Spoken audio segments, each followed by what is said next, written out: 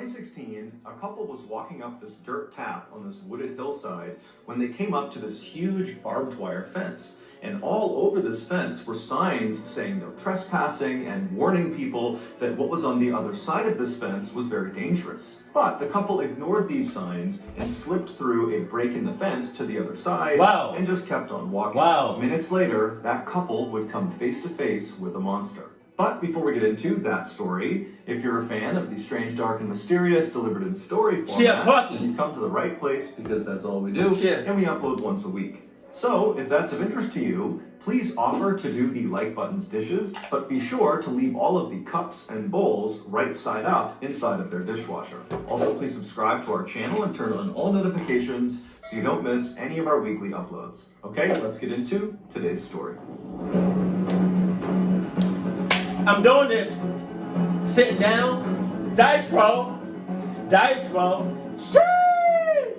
Sheesh! I don't got no drawers on. I just got shorts. While she was in high school in Dayton, Ohio, Raquel Bain became known as a bit of a thrill seeker, primarily because she would do something called car surfing, which is exactly what it sounds like. She would climb onto the exterior of cars and hold on to the roof while somebody else drove it around. In addition to seeking out these physical thrills, Raquel... So, she's a naturally born clucky.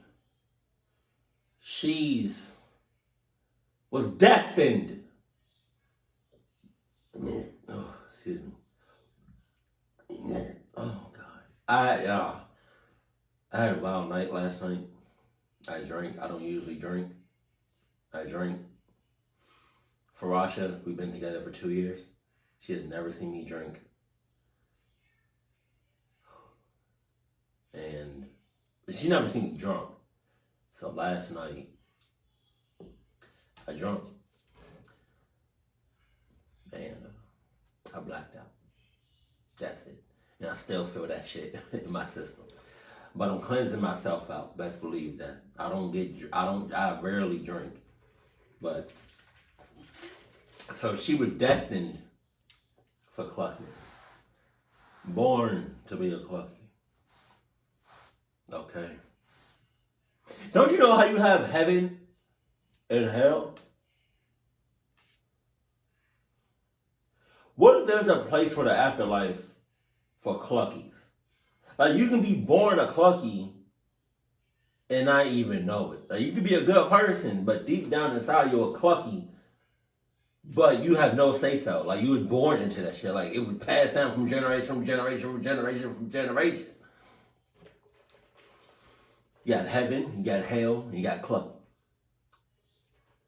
I don't even know what I would call it, but yeah. It's also drawn to psychological ones, like going to places that were supposedly haunted and seeing if...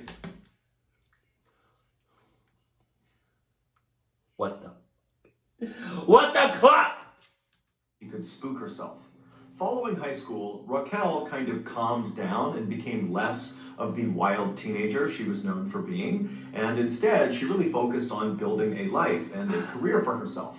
And so she would go to college and she would earn her degree in surgical technologies, and then by 2009 she was employed full-time as a surgical assistant in Dayton. Also, I'm not gonna lie, old dude look creepy as shit.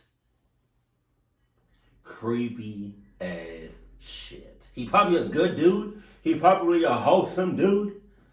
Down to earth. Know what I mean? But damn.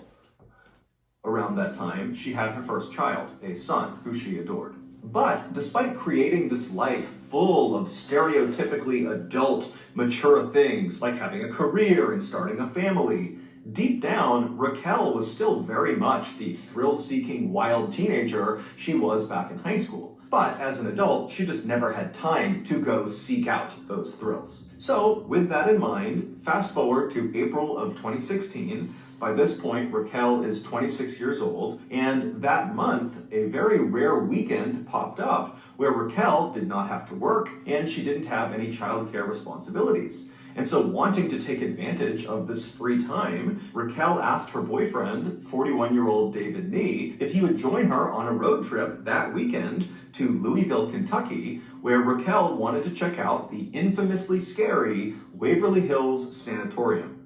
Back in the 1900s, Waverly Hills was a place where tuberculosis patients were sent. Tuberculosis, or TB for short, is an infection of the lungs and it can be deadly.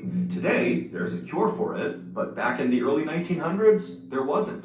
And so most of the people who went to Waverly Hills died there, and usually very slowly and painfully and in total isolation from their families, because in virtue of being sent to Waverly Hills, they were effectively being quarantined to stop the spread of the disease. Waverly Hills would eventually shut down permanently in 1961 because by that point the cure had been found, and after it shut down, the building basically just sat there. Nobody else came in and turned it into anything else. And so this building is basically abandoned, and lots of people began sneaking in to see what it was like in there, and a shocking number of these trespassers reported seeing ghosts inside.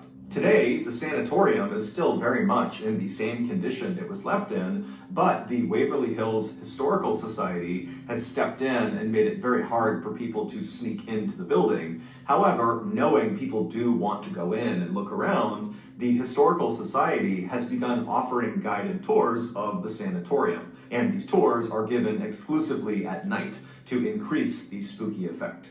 And so David, who had only been dating Raquel for a month when she asked him to come with her to the sanatorium. Wait a minute.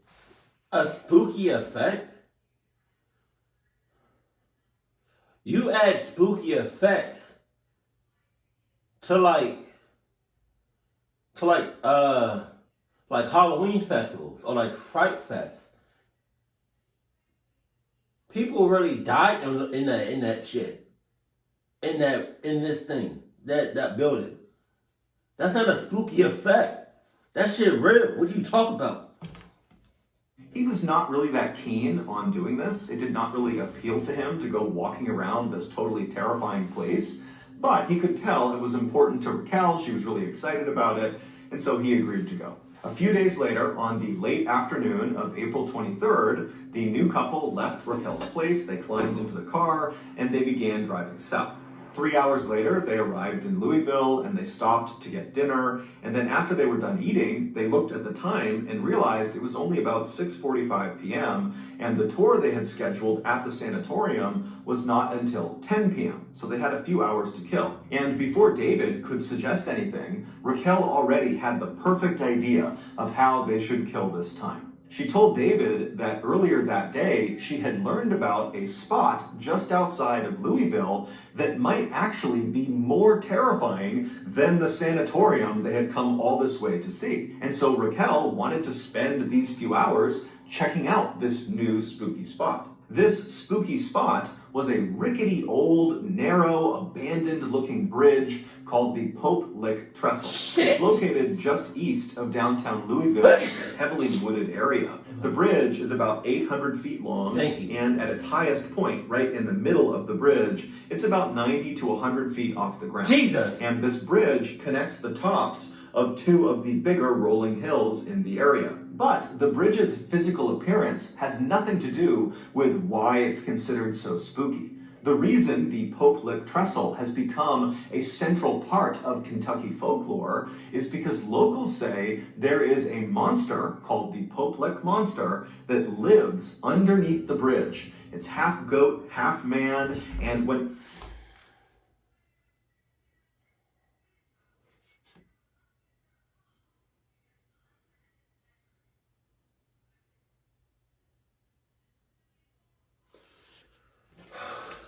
Drink to that. This is water for anybody that doesn't, you know what I mean? But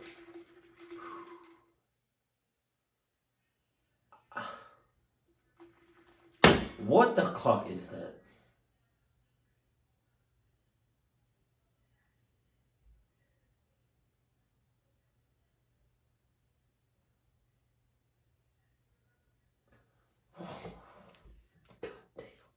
anyone is near this bridge at night, this monster is supposed to come out from underneath this bridge, and then what happens next is very ambiguous. It kind of depends on who you're talking to, but generally speaking, once the Poplik monster has emerged and it sees you, you're dead. Now, how you die ranges from the monster leaping out and attacking you with an axe, to the monster using some sort of mind control to lure you up onto the bridge where you leap off. David, after hearing this suggestion, was again not really that keen to go do this really terrifying sounding thing, but seeing the excitement in his girlfriend's face, he agreed to go. And so the two left the restaurant, they climbed back in the car, and they drove for about 15 or 20 minutes to the Poplik Trestle Bridge. The bridge actually passed over a relatively main road, and so the couple parked just off the side of this main road, and then once they were outside, they began looking for a pathway up this hillside to get up to the bridge. And very quickly, they found a well-worn dirt path that snaked up the side of this wooded hillside that looked very much like it would bring them up to the bridge. So with Raquel in front and David behind her, they began walking up this dirt path. And as they're walking, they start to see signs that clearly say, no trespassing. But they ignore them because they're looking at this path thinking, okay, lots of people clearly come up here, so we've got to be okay. And so they keep on walking up this path, and they're getting closer and closer to the top of this hill where they think it's going to connect with this bridge. And right as they're getting close, they see there's this huge chain link fence, this 8-foot tall chain link fence with barbed wire across the top that extends in either direction out of view. And so the couple walks up to this fence, and there are more signs that say no trespassing, private property, and there are additional warning signs saying that what is on the other side of this fence is also just plain dangerous. So turn around and leave.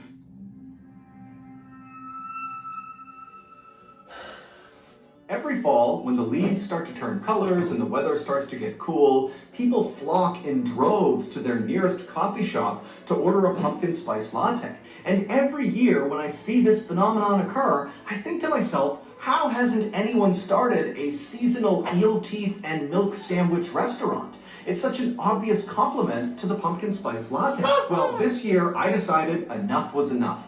I was going to fill this massive hole in the marketplace and become the eel teeth and milk sandwich king. However, I pretty much immediately ran into a very big issue. The 5 mini poodles that I hired to help me grow and run this restaurant franchise instantly began to struggle with some basic tasks that I had outlined in the job description, like being able to hold things with your thumbs and speaking a human language. And so just a couple of days ago, as I'm sitting in my office trying for the 100th time to teach these mini poodles how to speak English and how to use their thumbs, my pet dog, Seagull Lung, came flying in the coccyx and said, "Papa, tu vas voir."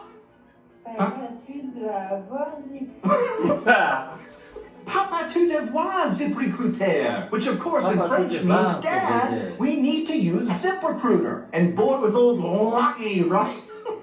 ZipRecruiter, which is the #1 rated hiring site according to G2 satisfaction ratings as of January 1st, 2022, uses its powerful technology to find and match the right candidates with your job. And then you can easily go through all of these recommended candidates and invite only your top choices to apply for your job, meaning you won't have to hire as many unqualified mini poodles. And right now, you can try ZipRecruiter for free at my exclusive web address, ziprecruiter.com/Mr. Ballin. Again, that's ziprecruiter.com/Mr. Ballin, or you can click the link in the description below. ZipRecruiter, the smartest way to hire.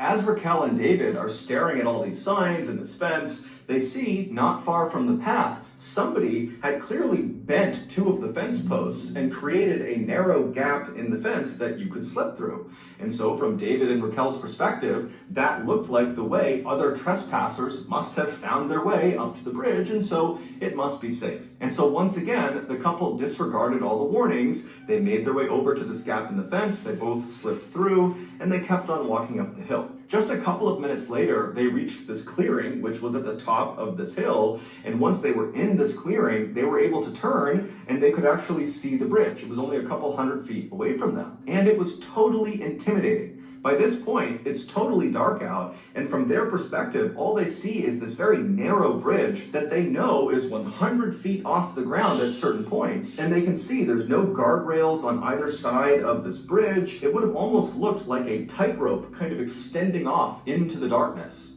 But even if the couple was really intimidated by the sight of this bridge and with all these warning signs before it, they were able to put their fear aside and just keep on going.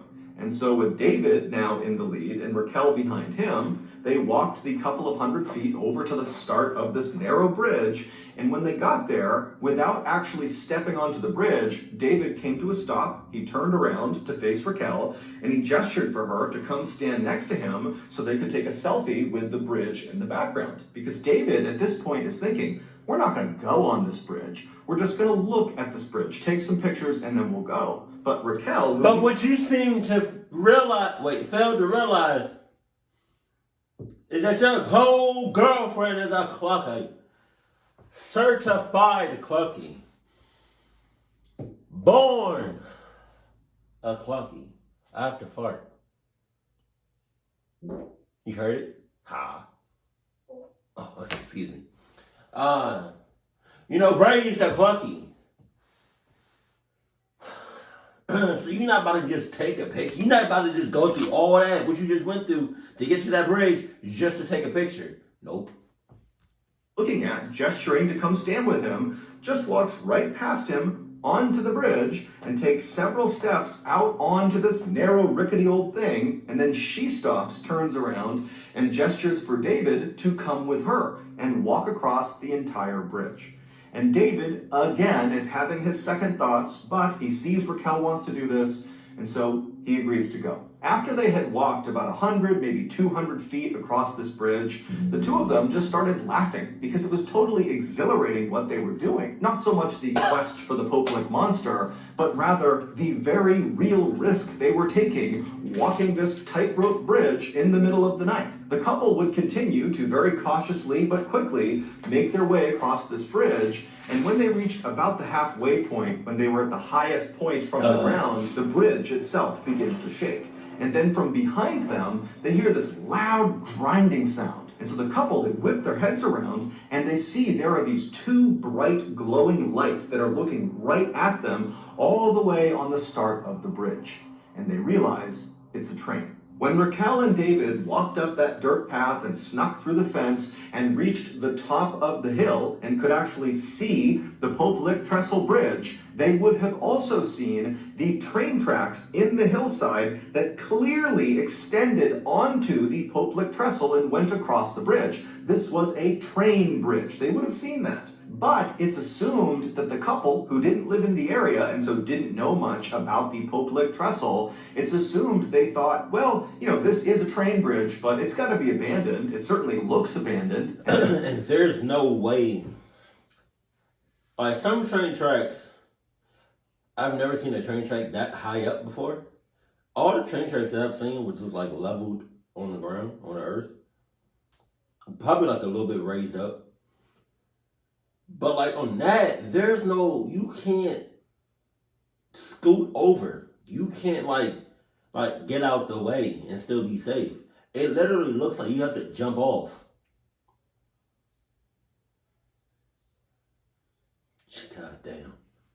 It looks totally old. It does not look active, even though it is. Or the couple thought, well, this is just an old train bridge. It might be active, but surely no train is going to come through anytime soon. We can get across the bridge before a train arrives. But, of course, they were wrong. When the couple turned around and saw these two headlights bearing down on them, they quickly realized they would not be able to outrun this train. The train's clearly trying to stop. It has seen them. It's hitting its brakes. It's sounding its horn, but it's just clearly moving too quickly. So they cannot run to the other side to safety. And because this bridge was meant for a single train to pass through, there was no other track they could just jump onto to avoid being hit. And there were no walkways on either side of this railway.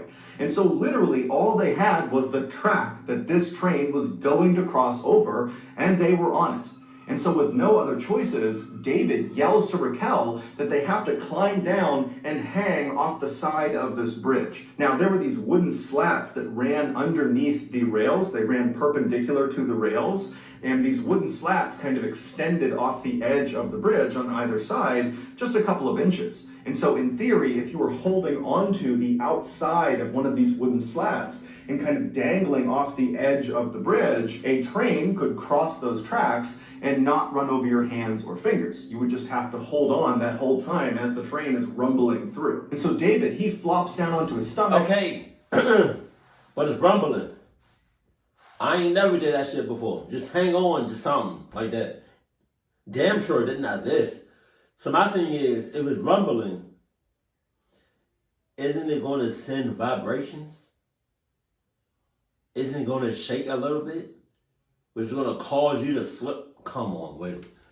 And he's trying to lower himself as fast as he can as this train is getting closer and closer, and he's yelling for Raquel to do the same thing, but she's not really moving very quickly. And finally, David, he gets in position. He's hanging off the edge of this bridge on these wooden slats, and he sees Raquel. She's not quite there, and then the train comes flying through. It strikes Raquel and sends her flying off the bridge to the ground below. David would somehow manage to hold on the whole time as this train went past him, and then once the train had passed him, he pulled himself back up onto the tracks. He ran the rest of the way across the bridge. He went down that hillside, and when he found Raquel, it was immediately apparent that she was deceased. In the end, the railroad was not issued any citations or sued for negligence. It was determined they did their due diligence by setting up that 8-foot-tall barbed wire fence with all those signs telling people to stay back and warning people about the hazards of going past this fence. And so it was actually David who got in trouble for this tragedy. He was cited and charged with a felony of unlawfully disrupting and or delaying a train, causing financial damages. He would plead to a lesser charge of trespassing and would be fined $2,300. Shockingly, this tragedy is just one of many that have occurred on the Poplick Trestle Bridge. Since the bridge's construction in the 1800s, there have been dozens of people who have died on this bridge. Shit. And several of these deaths, many of them fairly recent, the last 20 or so years, have occurred under the same conditions as Raquel's. People went looking for the Poplick monster and then were struck by a train. My thing is, wait. So that's going to do it. Okay, my thing is, if dozens of people have been clucked up, basically, losing their life, why wouldn't they make the security, why wouldn't they make the protection, the defense, the border more strong? Like, have a concrete wall. You know, don't just have a fence, a flimsy ass flint. Come on. Hold on. Yeah, don't just have like a flimsy ass fence that people can just. That shit is. All right, so then like, what took her so? I feel like she wanted to get clubbed up because what took her so long to get on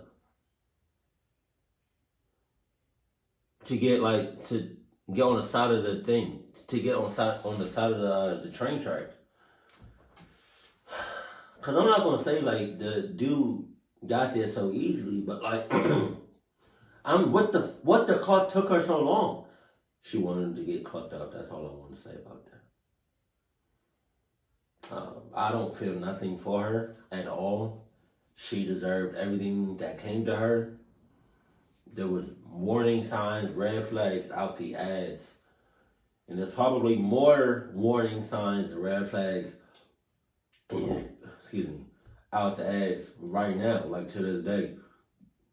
But you know, you still got them cluck ass people that do shit like this, and they like cluck up they life or end their life. I wonder if that monster does like mind tricks on people. Shit. The fact that we have stuff like this in this world is just crazy. But keep it cool, keep it classy. And I love you, stay happy. My family.